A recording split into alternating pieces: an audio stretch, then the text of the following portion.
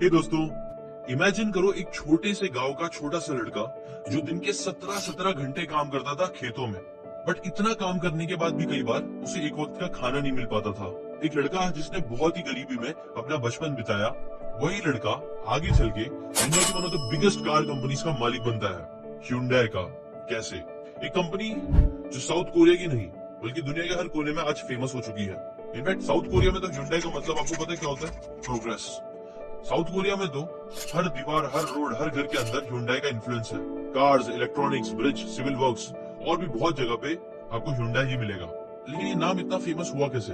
Well, Hyundai के जो founder है ना, चंग जुयांग, उनकी कहानी सिर्फ एक कहानी ही नहीं है बल्कि एक्चुअल में एक रोड मैप है सक्सेस के लिए। जिस कहानी को अगर आप अच्छे से सुनोगे तो उसकी कहानी में आपको 7 लेसन मिलेंगे। इनफैक्ट ये जो ह्यूंडई नेम भी है, इस ह्यूंडई नेम के एक्रोनिम से ही 7 लेसन मैं आपको इस वीडियो के एंड में बताने वाला हूँ, जो आपके लिए वो सबसे इंपॉर्टेंट लेसन बनेंगे अगर आपको भी चंग जुयांग की तरह कुछ बड़ा अपनी लाइफ में करना है, तो कुछ एक्स्ट्रा ऑर्डिनरी करना है, तो जिसकी वजह से आप पूरी दुनिया में फेमस हो जाओ। क्या है वो लेसन? वो आज के इस केस स्टडी से, ह्यूंडई की केस स्टडी से और उनके फाउंडर की स्टोरी से अच्छे से सीखने मिल जाएगी, जो आपकी सक्सेस का भी ब्लूप्रिंट बन सकता है। इसलिए उसे गौर से सुनना। प्लस लेसन मैं एंड में बताने वाला हूँ, इसलिए ट्राई करना आप खुद से भी फाइंड आउट करने की कोशिश करो जब मैं आपको स्टोरी बता रहा हूँ कि वो 7 सबसे इंपॉर्टेंट लेसन, उनकी कहानियों से आपको क्या सीखने मिलता है। ठीक है?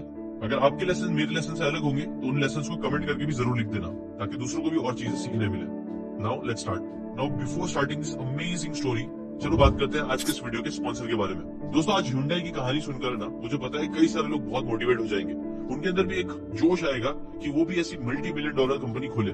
या फिर कुछ लोग जो वीडियो देख रहे हैं उनमें से कई लोग ऐसे भी होंगे जो ऑलरेडी बिजनेस कर रहे होंगे या एटलीस्ट स्टार्ट करने का सोच रहे होंगे, या शायद किसी कंपनी को मैनेज कर रहे होंगे। अगर इनमें से आप कोई भी हो तो आपको पता ही होगा कि कंपनीज में अलग अलग प्रोजेक्ट्स पर काम चलता रहता है, और ये प्रोजेक्ट्स अगर अच्छे से मैनेज ना किए जाए तो वो बहुत ज्यादा इशू क्रिएट कर सकते हैं। प्रॉफिट तो दूर की बात है, कंपनीज बंद भी हो सकती है अगर प्रोजेक्ट मैनेजमेंट अच्छे से ना हो तो, ऑपरेशंस अच्छे से ना हो तो। और आपका प्रोजेक्ट अच्छे से मैनेज होता रहे, उसके लिए आज मैं आपको इंट्रोड्यूस कर रहा हूँ ओडू से, जो कि अल्टीमेट बिजनेस मैनेजमेंट सॉफ्टवेयर है, जो आपको डेली ऑपरेशंस ऑर्गेनाइज और मैनेज करने के लिए कई सारे एप्लीकेशंस प्रोवाइड करता है। चाहे आपको इनवॉइस भेजना हो, पेमेंट्स रिसीव करना हो, इन्वेंट्री को ट्रैक करनी हो, वेबसाइट मैनेज करनी हो, पूरे बिजनेस का एनालिसिस करना हो, रिपोर्टिंग करना हो, या भले और भी बहुत सारे ऑपरेशंस परफॉर्म करने हो, सब यहाँ से हो जाएगा। और तो और ओडू पे एक अल्टीमेट प्रोजेक्ट मैनेजमेंट ऐप भी है, जिसके बारे में आपको बताना चाहूंगा। लाइक मेरा एक वीडियो जो संडे को रिलीज होता है, वो भी सॉर्ट ऑफ एक प्रोजेक्ट है, जिसमें बहुत से अलग अलग task like thumbnail, title, script recording, editing, finally SEO and uploading आता है। और ये सब टास्क कई बार अलग अलग लोग करते हैं, जिनसे हर बार कोऑर्डिनेट करना और स्ट्रीमलाइन करना एक बड़ा टास्क रहता है। इसलिए ओडू का ये प्रोजेक्ट मैनेजमेंट एप्लीकेशन मेरे लिए भी बहुत काम का है, जिसे टेस्ट करके इसके रिजल्ट्स अमेजिंग मिलते हैं। ये ऐप से आप कई सारे प्रोजेक्ट्स मैनेज कर सकते हो और प्रोजेक्ट्स में आपके टास्क को ऑर्गेनाइज कर सकते हो, एंड ये अल्टीमेटली आपकी टीम की प्रोडक्टिविटी को बूस्ट करता है। बस प्रोजेक्ट ऐप में जाके न्यू प्रोजेक्ट बनाते हुए ओडू पे ही आपको कई सारे हेल्पफुल टेम्पलेट्स मिल जाएंगे, जैसे कि डिजिटल मार्केटिंग, रिसर्च प्रोजेक्ट या फिर podcast and video production. Let's select this. बस अपने हिसाब से एडिट कर सकते हो और डेटा डाल सकते हो, ऐसे सारा का सारा जैसे मैंने यहाँ पे डाला है अपने हिसाब से। है ना एकदम कॉम्प्रिहेंसिव डैशबोर्ड। ये कैनवन व्यू है, जिसमें आप इस टास्क को प्रोग्रेस के हिसाब से ड्रैग एंड ड्रॉप कर सकते हो, और यही डैशबोर्ड से सारा प्रोग्रेस भी देख सकते हो। Now opening a task. इसके अमेजिंग इंटरफेस में आप वही सब कुछ इन डिटेल डाल सकते हो, अपने क्लाइंट्स या पार्टीज को भी ऐड कर सकते हो, उनकी रिक्वायरमेंट्स एंड नीड्स को डिस्क्राइब कर सकते हो, डेडलाइन सेट कर सकते हो, टीम मेंबर्स असाइन कर सकते हो, एंड डायरेक्टली पोर्टल पर कम्युनिकेट कर सकते हो। इंटरनली नोट्स भी लॉक कर सकते हो और एक्टिविटीज तो स्केड्यूल और साथ में परफॉर्म भी कर सकते हो। कर दिया ना आपका प्रोजेक्ट मैनेजमेंट इजी। ओडू पे सिर्फ ये नहीं, और भी एप्स ट्राई कर सकते हो, सिर्फ 580 रुपीज का सब्सक्रिप्शन में। सिर्फ इतने में ये सारी चीजें अवेलेबल है। तो आज ही डिस्क्रिप्शन में दी हुई लिंक पे जाके क्लिक करें एंड ओडू के इस अमेजिंग प्रोजेक्ट मैनेजमेंट ऐप का डेमो लेकर फ्री में उसे यूज करना स्टार्ट करिए, जो शायद फिर आपको भी ह्यूंडई जैसी कंपनी, बहुत बड़ी कंपनी स्टार्ट करके बहुत से मेगा प्रोजेक्ट्स एग्जीक्यूट कर सकते हो। Coming back to story. 1915 में कोरिया का एक छोटा सा गांव आसान री में एक लड़का पैदा हुआ। नाम था चंग जुयांग। ये गांव आज के नॉर्थ कोरिया का हिस्सा है, जो तब एक गरीबी और दुख से भरा हुआ इलाका था। चंग का जन्म एक किसान के घर में हुआ था, और फैमिली इतनी गरीब थी कि दिन भर खेतों में काम करने के बाद भी उनके पास पेट भर के खाना कई बार नहीं होता था। चंग अपने माँ बाप की मदद के लिए छोटी सी उम्र में ही खेत में काम करने लग जाते थे, लेकिन उनके अंदर हमेशा से सपना था अपनी गरीबी के इस चक्रव्यूह से बाहर निकलने का। एक दिन उन्होंने अपनी माँ से पूछा कि माँ, क्या हम कभी इस गरीबी से बाहर निकल पाएंगे? तब उनकी माँ ने जवाब दिया जिस जवाब ने उन्हें बहुत ज्यादा इमोशनली हिला के रख दिया। उनकी माँ ने कहा, बेटा, गरीबी हमारी किस्मत है, गरीब पैदा हुए हैं और गरीबी मरेंगे। ना ये वाला जो जवाब था ना, वो उनके दिल को चुभ गया और उसी दिन उन्होंने तय किया कि वो अपनी जिंदगी और किस्मत दोनों को बदलेंगे और अपनी किस्मत खुद लिखेंगे। चंग के अंदर जो डिटर्मिनेशन था ना, वो बेमिसाल था। एक बार उन्होंने डिसाइड कर लिया कि वो अपनी लाइफ बदलेंगे, तो उनका डिटर्मिनेशन भी फिर उसी लेवल का था। आपको पता है, उन्होंने अपने घर से 4 बार टोटल भागने की कोशिश करी और भागे भी, बट हर बार उनके पिताजी उनको कहीं ना कहीं से पकड़ के वापस लेके आ जाते थे, बट फिर भी वो वापस से भाग जाता था। ये चीज उनके पेरेंट्स के लिए बहुत दुख वाली चीज थी, लेकिन चंग का जो डिटर्मिनेशन था वो शायद उनके माँ बाप के प्यार से भी ज्यादा बड़ा था, एटलीस्ट उस टाइम के लिए। इसीलिए फाइनली 1934 में जब वो 18 साल के थे, तब उन्होंने एक बार फिर अपना गांव छोड़ दिया। इस बार वो अपने सपने लेकर सोल पहुंचे। तब उनके पास ना पैसा था, ना कोई पहचान। शहर उनके लिए एक पूरी नई दुनिया थी, बड़ी बड़ी बिल्डिंग्स, तेज रोशनी और हर तरफ नए लोग। और ये सब नए लोग उनके लिए नए चैलेंजेस की तरह थे।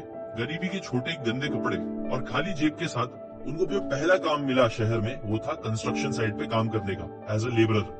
बट उन्होंने इसके ऊपर जरा भी शिकायत नहीं की। ये नहीं सोचा कि यार कोई मेरे बड़े सपने के लिए बहुत छोटा काम है, ऐसा नहीं सोचा।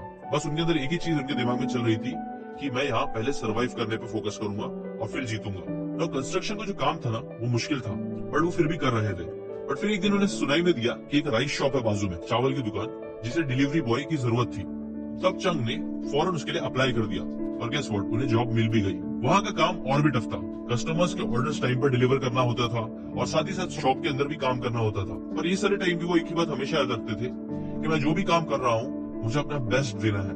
नौकरी भले ही छोटी थी, बट उनके काम करने का जो एटीट्यूड था ना, वो बहुत बड़ा था। वो राइस बैग को पूरे दिल से उठाता, कस्टमर्स के लिए ऑर्डर टाइम पे डिलीवर करता और जब तक पूरी शॉप क्लोज नहीं होती तब तक वहीं रहता। ये जो लेवल ऑफ डेडिकेशन था और मेहनत थी और काम के लिए प्यार था ना, वो उस शॉप के ओनर ने कभी किसी के लिए नहीं देखा था। इसीलिए सिर्फ 6 महीने में ही उसकी डेडिकेशन, ऑनेस्टी को देख के ना, शॉप का मालिक इतना इंप्रेस हो गया कि उसने उस शॉप का मैनेजर चंग को बना दिया। बट मैनेजर बनने के बाद भी उनका जो काम था वो कम होने के बजाय और ठाठ से जीने के बजाय उन्होंने और मेहनत करना स्टार्ट करी। फिर कुछ सालों के अंदर चंग ने उस शॉप को बहुत अच्छे प्रॉफिट्स लाके दिए, जिस वजह से उस मालिक ने पूरी शॉप को ही उसके हवाले कर दिया। सिर्फ 22 साल की एज में वो एक छोटे से बिजनेस का मालिक बन गया था। एक लड़का जो एक छोटे से गांव से सिर्फ सपना लेकर आया था, अब वो एक ओनर बन चुका था। ये एक बहुत ही प्राउड मोमेंट था, लेकिन जिंदगी ने अभी उसके लिए और भी बहुत से चैलेंजेस लिखे हुए थे। The setback during world war 2। 1940 के आसपास वर्ल्ड वॉर 2 के आसार कोरिया पर भी पड़ने लगे। जापानीज अथॉरिटीज ने राइस राशनिंग पे स्ट्रिक्ट पॉलिसीज लगा दी, जिसका असर डायरेक्टली उनके बिजनेस पर पड़ा। एक दिन उन्होंने देखा कि पूरी शॉप बंद कर दी गई है और उनका बिजनेस रातों रात खत्म।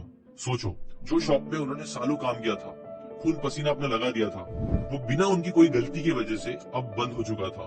उनके पूरे सपने, उनकी मेहनत, सब कुछ बस एक ही बार में गायब। पर ये वही वक्त था, मैक्सिमम लोगों की तरह हार मानने के बजाय अपने आप से कहा कि मुझसे मेरी शॉप छीन ली गई है, पर मेरा सपना और मेरा दिमाग कोई नहीं छीन सकता। चंग ने इस सेटबैक को एक नई अपॉर्चुनिटी के रूप में देखा और फिर उन्होंने प्लान बनाना स्टार्ट किया कि अब नेक्स्ट क्या किया जा सकता है। चंग ने सोचा कि वो एक ऐसे बिजनेस में घुसेंगे जो उनसे कोई छीन ना सके, खाने पीने की चीजों से दूर। और यहीं से शुरुआत हुई एक्चुअली Hyundai की कहानी। 1940 में उन्होंने बहुत रिस्क लेके पैसे जमा करके एक गैरेज खोला, जहाँ पे उन्होंने कार रिपेयर्स करने पे फोकस किया। और यहाँ पे भी उनका जो डेडिकेशन था वो नेक्स्ट लेवल का था। वो ऐसे लोगों को कार रिपेयर करके देते थे कि लोगों को फिर प्रॉब्लम्स आती ही नहीं थी। उनके काम का एक ही मोटो था, स्पीड और क्वालिटी। मतलब जल्दी काम करके देंगे और क्वालिटी काम करके देंगे। इस वजह से बहुत ही जल्दी उन्हें बहुत अच्छा ट्रैक्शन मिलने लग गया, लोग उनके पास आने लग गए। लेकिन जैसे ही ट्रैक्शन मिलना स्टार्ट हुआ, गेस व्हाट, एक और मुसीबत उनके ऊपर टूट पड़ी। उनका जो गैरेज था वो जल गया, सब कुछ खत्म। ऐसा लग रहा था कि ऊपर वाला बार बार उनको टेस्ट कर रहा है, अलग अलग परेशानियां देके।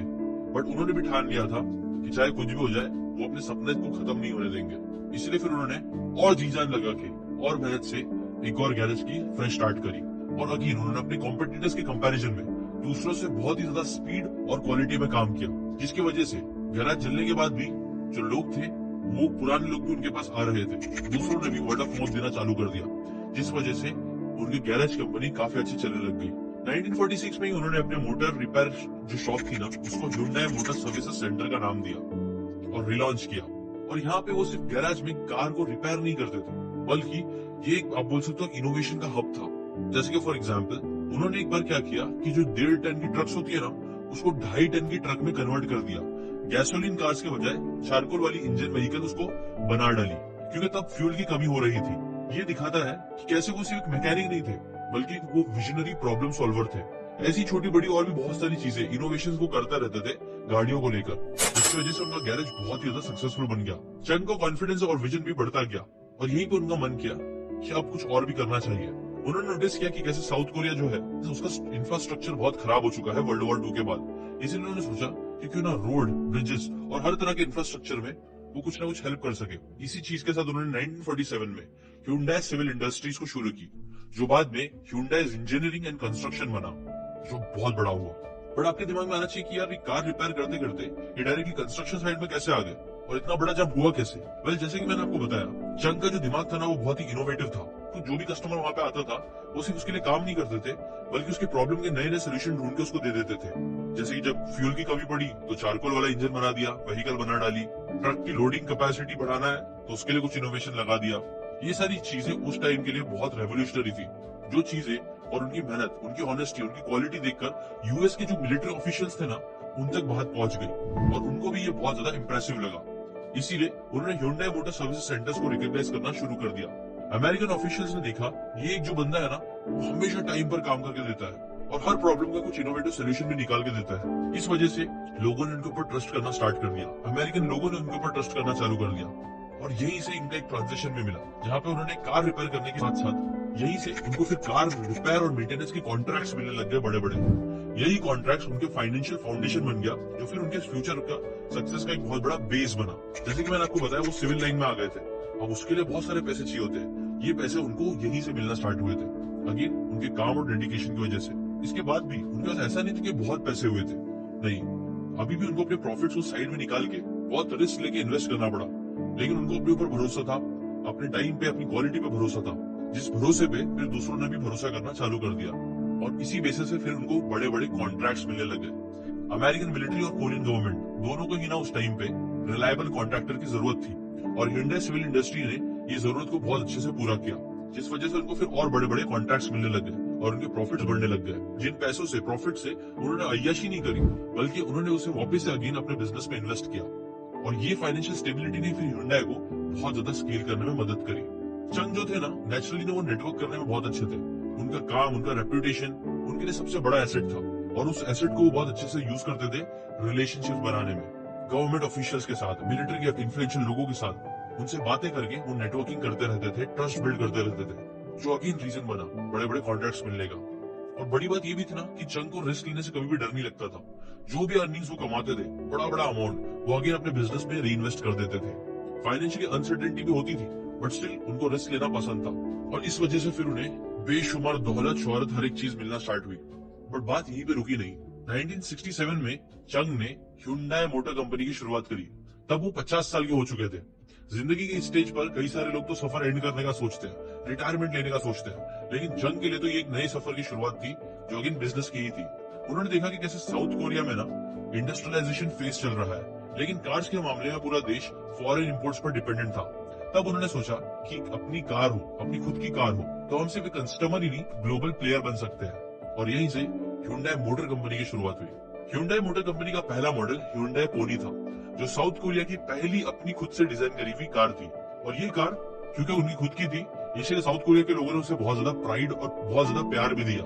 उस वक्त एक डेवलपिंग कंट्री के लिए अपनी खुद की कार बनाना ऑलमोस्ट इम्पॉसिबल सा लगता था, लेकिन ह्यूंडई पोनी ने इस इम्पॉसिबल चीज को पॉसिबल करके दिखा दिया था। ये कार साउथ कोरिया के अंदर ही बहुत ज्यादा हिट हुई, लेकिन जब इसे इंटरनेशनल मार्केट में लॉन्च करा गया तो वो फ्लॉप हो गई। लोगों ने बोला कि तुम साउथ कोरिया के लिए कार बनाते रहो, सही है, बट इंटरनेशनल मार्केट तुम्हारे लिए नहीं है, उसमें तुम्हारा सर्वाइव करने का कोई चांस नहीं है। बट चंग जानते थे कि ये फेलियर एक्चुअली बस एक छोटा सा सेटबैक है और ये उन्हें और नई अपॉर्चुनिटीज लाने में हेल्प करेगा। तब उन्होंने कहा कि अगर आज डिमांड नहीं है तो इसका मतलब ये नहीं कि कल नहीं होगी। प्रॉब्लम डिमांड की नहीं है, हमारी तैयारी की है। The factory Gamble.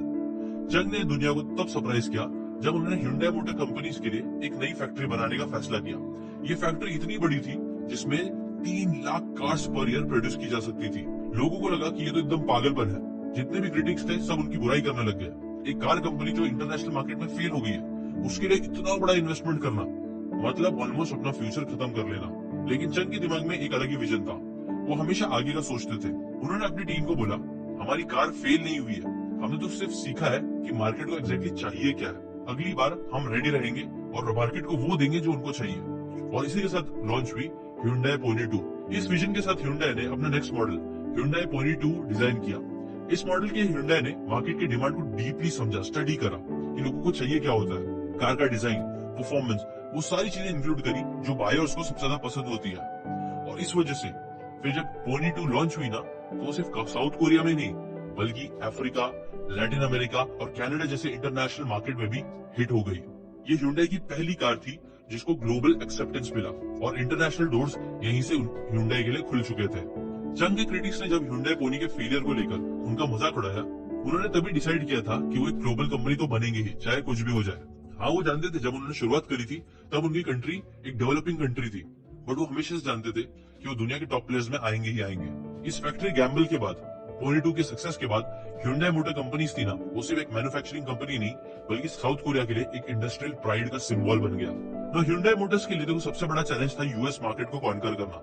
1980s का टाइम था एंड यूएसए में कार बायर्स की लॉयल्टी एस्टैब्लिश ब्रांड के साथ ही थी, जो जापानीज कंपनी यूजुअली थी। Hyundai जैसे नए प्लेयर्स के लिए किसी को ट्रस्ट नहीं था, इसीलिए सबको इम्पॉसिबल लग रहा था कि वो लोग यूएसए में कुछ करके दिखा पाएंगे। लेकिन चंग ने जब डिसाइड कर लिया कि वो करेंगे इस मार्केट को क्रैक, तो डिसाइड कर लिया। ये उनके लिए एक बहुत बड़ा टेस्ट तो था, बट इस टेस्ट को पार करने के लिए उन्होंने एक यूनिक स्ट्रैटेजी के साथ यूएस मार्केट में एंट्री ली। उन्होंने देखा कि कैसे वहां के लोग जो है ना, अफोर्डेबल और रिलायबल कार्स चाहते तो थे, लेकिन कई बार उन्हें वैसी कार मिल नहीं पाती थी, तो उन्होंने इनके ऊपर ही टारगेट करना स्टार्ट किया। 1986 में Hyundai ने Hyundai Excel को लॉन्च करा, जो एक सब कॉम्पैक्ट छोटी कार थी, जो सेकेंड हैंड कार के प्राइस में उन्होंने लॉन्च करी, लेकिन नए मॉडल्स के साथ, नए फीचर्स के साथ। और ये सिर्फ प्राइस पॉइंट का गेम नहीं था। Hyundai Excel के साथ कंपनी ने 5 साल की वारंटी भी ऑफर करी। ये उस टाइम के हिसाब से बहुत बड़ी बात थी।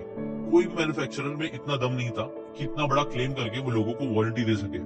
और ये जो वारंटी का उनका जो गेम था, ये दिखा रहा था कि कैसे Hyundai को अपने प्रोडक्ट पे बहुत ज्यादा भरोसा है। और उन्होंने इससे एक क्लियर मैसेज दुनिया के सामने रख दिया कि हमारी कार सिर्फ सस्ती नहीं है बल्कि रिलायबल भी है, और अगर हम उस पर भरोसा करते हैं तो कस्टमर्स भी करेंगे। इसीलिए 1986 Hyundai के लिए एक गेम चेंजर साल साबित हुआ। Hyundai Excel के अफोर्डेबल प्राइस और वारंटी की वजह से कई सारे लोगों के लिए एक न्यू कार खरीदना आसान हो गया था। और उसी साल में Hyundai ने यूएसए में 1,70,000 कार्स बेच डाली। इसके साथ ही Excel top selling imported car बन चुकी थी। और ये सक्सेस पूरी दुनिया के लिए, हर इंडस्ट्री के लिए शॉक की बात थी, बिकॉज साउथ कोरिया की कंपनी जिसने पहले ही मॉडल के साथ यूएसए मार्केट में अपना दबदबा बनाना चालू कर दिया। क्रिटिक्स हमेशा Hyundai के ग्लोबल एम्बिशंस का मजाक उड़ाते थे। उन्होंने ये भी एडमिट किया कि Hyundai Excel की सक्सेस तो पूरी इंडस्ट्री के रूल्स को ही बदल दी है, बट चंग ने ये सब कर पाए बिकॉज उनका विजन हमेशा से क्लियर था और उनकी स्ट्रेटेजीज मजबूत थी। इस वजह से ही उन्होंने कई सारी इम्पॉसिबल चीजों को पॉसिबल किया। और उन्होंने एक फेमस लाइन भी कही, अगर आप कस्टमर्स की जरूरत को समझकर उन्हें वैल्यू देते हो तो दुनिया का कोई भी मार्केट आपके लिए बंद नहीं है। और ये पूरी कहानी से लेसन अब देखते हैं हम क्या है। आपने इस पूरी स्टोरी से क्या लेसन सीखे, आप कमेंट करके बताना। मैं आपको बताता हूँ वो 7 लेसन जो Hyundai इसके एक्रोनिम से ले सकते हो, जो बेसिकली आपके सक्सेस का ब्लूप्रिंट बन सकता है। वो ये है, फर्स्ट H से हैव अ विजन, आगे का सोचो, बड़ा सोचो। अगर आप बड़ा सोचोगे और एंड का सोचोगे तो आपके लिए प्लान करना, स्ट्रेटेजाइज करना और रोड मैप बनाना आसान होगा। Hyundai का वाई स्टैंड करता है योर कस्टमर्स मैटर। कस्टमर्स की जरूरत को समझना सबसे इंपॉर्टेंट है, बिकॉज अगर आप उनकी जरूरत को समझ लेते हो तो वो आप पे ट्रस्ट करने लग जाएंगे, और एक बार ट्रस्ट करने लग गए तो आपसे चीजें खरीदेंगे भी। नेक्स्ट यू स्टैंड करता है अनस्टॉपेबल रेजिलियंस के लिए। चंग जो थे वो कई बार उन्होंने फेलियर को, आपने देखा होगा उनकी स्टोरी में कई फेलियर्स उनको मिले। उनके बचपन से लेके इनफैक्ट बूढ़े होने तक उन्होंने कई सारे बड़े बड़े फेलियर्स को फेस किया, लेकिन हर फेलियर को उन्होंने फेलियर की तरह देखने के बजाय एक अपॉर्चुनिटी की तरह देखा, अपने आप को ग्रो करके, चेंज करके, पिवट करके और मेहनत से आगे बढ़ने के लिए। Next, never give up attitude. कई बार जब लोगों ने उनका मजाक उड़ाया, जब कार्स नहीं चली, तब भी उनके अंदर एक चीज हमेशा थी कि यार गिव अप नहीं करना है। जब उनका विजन क्लियर है, उनको पता है वो अच्छी चीजें कर सकते हैं, तो गिव अप क्यों करना। और इसी वजह से फिर नेक्स्ट पॉइंट पे आया जो है डेयर टू टेक रिस्क। बड़ा सपना देखना सिर्फ इम्पोर्टेंट नहीं है, उसके साथ साथ कई बार बड़े रिस्क भी लेने पड़ते हैं। जैसे चंग ने बड़ी सी फैक्ट्री बना के डाल दी, ये चीज कर पाना सबके बस की बात नहीं थी। गांव का अपना घर छोड़ के शहर में आना, फिर कंस्ट्रक्शन जॉब छोड़ के राइस शॉप में जाना, ऐसी आप देखोगे तो छोटे से बड़े लेवल पे हर जगह पे उन्होंने कई सारे रिस्क लिए, और सिर्फ रिस्क ही नहीं लिया। नेक्स्ट लेसन, ए से अडेप्ट टू चेंज। उन्होंने अपने आप को अडेप्टेबल भी रखा। ऐसा नहीं था कि वो गिव अप नहीं करेंगे, मतलब एक ही चीज को बार बार करते रहेंगे, नहीं। उन्होंने मार्केट की नीड के हिसाब से, उन्होंने जब देखा कि यार मेरी जो कार है वो साउथ कोरिया में तो चल रही है, लेकिन इंटरनेशनल मार्केट इसको एक्सेप्ट नहीं कर रही है, तब उन्होंने अपने आप को अडेप्ट किया, अपने आप को चेंज किया, मार्केट की नीड को समझते हुए अपने सिस्टम्स को चेंज किया और फिर वापिस से लॉन्च किया। और लास्ट आए इम्पैक्ट बियॉन्ड प्रॉफिट्स। जो चंग जो थे ना, उनको अमीर बहुत बनना था, सक्सेसफुल बहुत बनना था, बट उनका हमेशा गोल सिर्फ पैसा नहीं था, उनको सोशल इम्पैक्ट क्रिएट करना था, कुछ बड़ा करना था। चाहे फिर वो कार्ड्स क्रिएट करके हो, अपने देश का नाम बड़ा करके हो, इंफ्रास्ट्रक्चर बड़ा करके हो, या फिर लोगों की कार खराब हो गई तो सिर्फ उसको रिपेयर करके हो। जब भी उन्होंने अपने काम किया तो सिर्फ काम के लिए, पैसे के लिए नहीं देखा, उन्होंने इम्पैक्ट क्रिएट किया जो कि प्रॉफिट से बहुत ज्यादा ऊंचा था। और यहीं पे मैक्सिमम लोग मात खा जाते हैं। और यही थे वो 7 लेसन जो Hyundai की स्टोरी से आपको जरूर सीखने चाहिए। अगर आपके दिमाग में और भी कोई लेसन आया है तो वो कमेंट करके जरूर बताना। और अगर आपको ऐसी केस स्टडीज पसंद आ रही है तो भी कमेंट करके बताना। मैं और ऐसी interesting case studies, business case studies आप लोगों के लिए लेके आता रहूंगा, ताकि आप भी अपनी लाइफ में कुछ बड़ा विजनरी चीजें कर पाओ। नो, इस बुक की कई सारी बातें made in Korea, Chung Ju Yung and the rise of Hyundai by Richard M Steers. इस बुक में आपको इससे रिलेटेड कई सारी डिटेल स्टोरी और अच्छे से मिल जाएगी। इसकी भी लिंक मैंने डिस्क्रिप्शन में दिया है। अगर आपको ऐसी और बातें सीखते रहनी है तो चैनल को सब्सक्राइब करके जरूर रखना। मैं ऐसी अमेजिंग केस स्टडीज और बुक की समरी आप लोगों के लिए लेके आता रहूंगा इस चैनल पे। ठीक है, मिलते हैं नेक्स्ट वीडियो में। Till then.